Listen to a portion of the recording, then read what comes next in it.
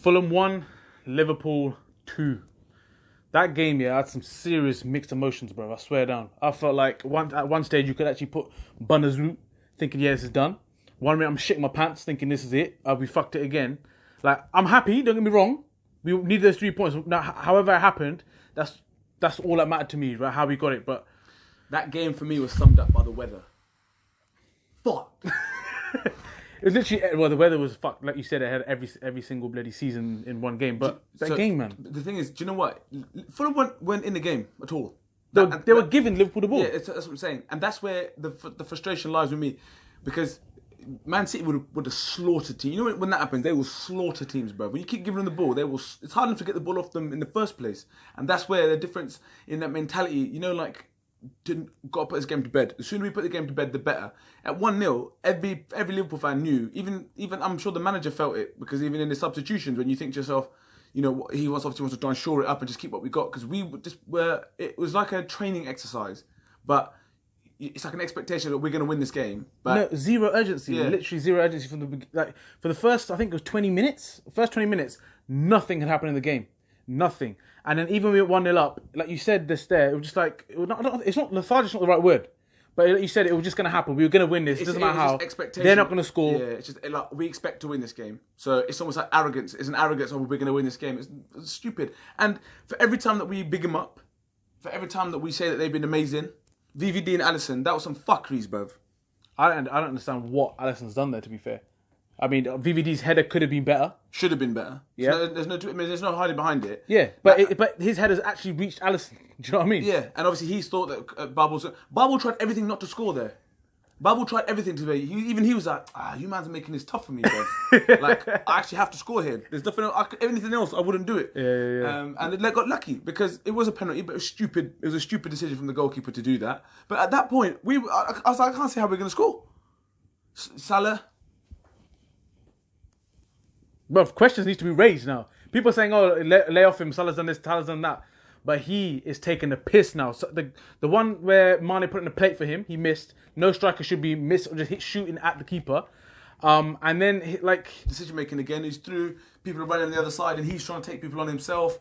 It's that desperation to get a goal. And I like it because you're a forward and you want to score. But sometimes you got to put your... He doesn't even look. Literally, like you said, the desperation to score. He doesn't even look to see who's over there. He's like, I'm going to score this goal. On the flip side, we've played poorly away from home and won. Again, though. We've played poorly again. But we've won. That's one thing I said before. You know, when we were drawing. Like, the thing is, the results-wise, you look at yesterday, West Ham beat Huddersfield 4-3. Yeah?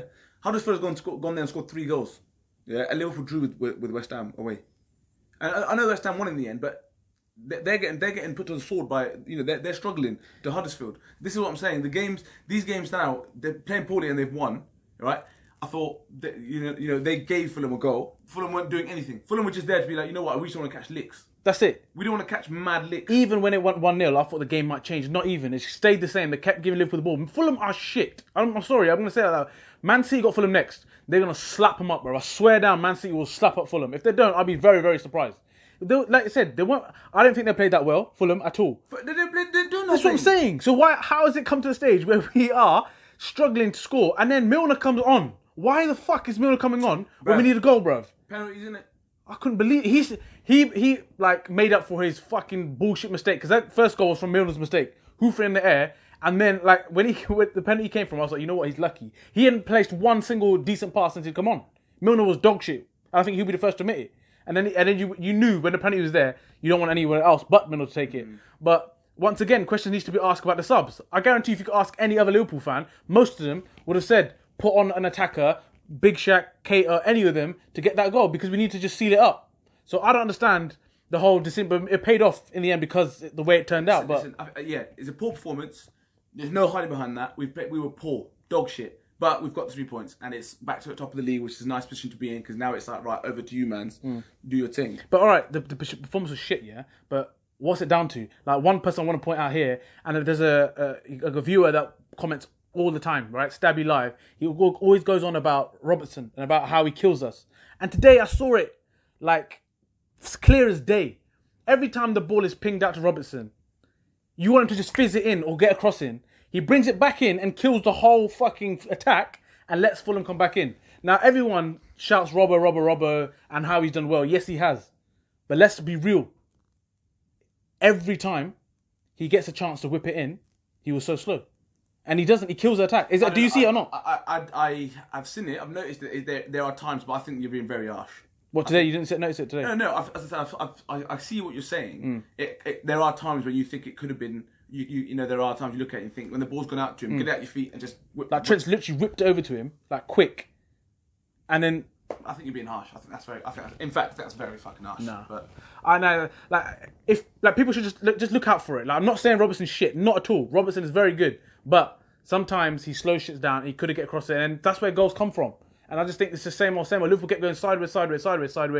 And if you look at even the goal, Salah shot, and the keeper spilled it. That's the funny thing. You look at it. If you actually break it down, you think if that goes straight to the keeper's hands like it should have done, you look at Salah and think, you son of a. But they've got a goal from it. You've got to buy a ticket. That's it. They didn't do it enough. You buy a ticket, you win it. But the first goal, Sadio's on things, and Firmino's a bit of brilliance there as well was quality. So it's actually a very, very good goal. And as I said, at that point, even we were sitting there thinking, shit, we actually look dead. We actually look dead. But then that goal, bit of brilliance, and you think, yeah, it sets us up. But poor performance, got the 3 points, and as I said, if that's how they're going to play against Man City, Fulham, yeah, bro, that could be a cricket score. It could be rugby cricket scores.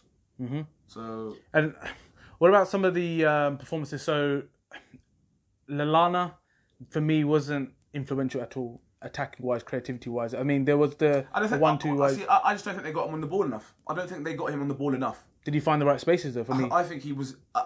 I think as a unit, as a team, Liverpool played poorly. They weren't doing what they look to do typically, and he wasn't getting on the ball enough. He wasn't getting the ball. I thought when he got the ball, he looked like he could do something. But again, I think the managers realise that this is his level. These teams are his level. That's harsh. It's very harsh. And people might think I'm being a bit of a knob here, but I'm just being honest. I think the managers realise it because he wasn't nowhere near that squad for Bayern Munich. Let's be honest. Let's be real. So maybe he's thinking, you know what, these games is when I need Lallana to get games and get. That's when he plays.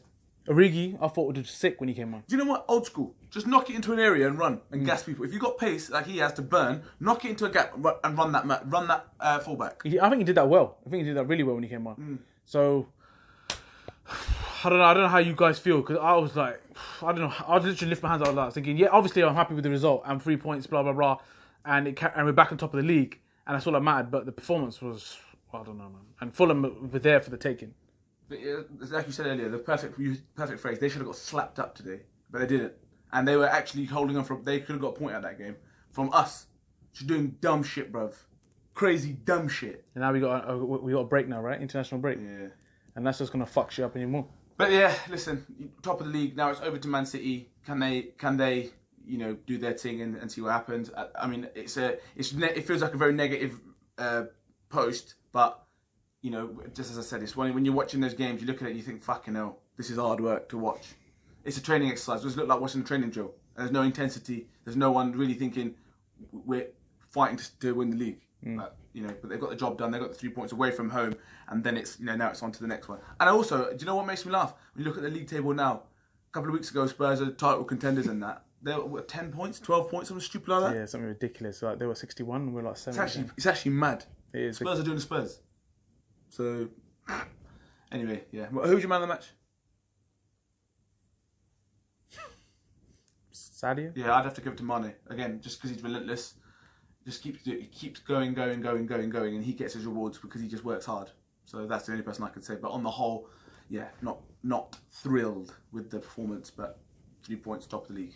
Let us know if you agree with our take on it, and do you feel the same after that game, or do you think we just want to be negative and just take the 3 points and move on, which we will. But like we said, there's some points of concern there because we need to do some attacking shit going forward for the last few games. So let us know what you think. Don't forget to share, like, and subscribe, and comment. Peace.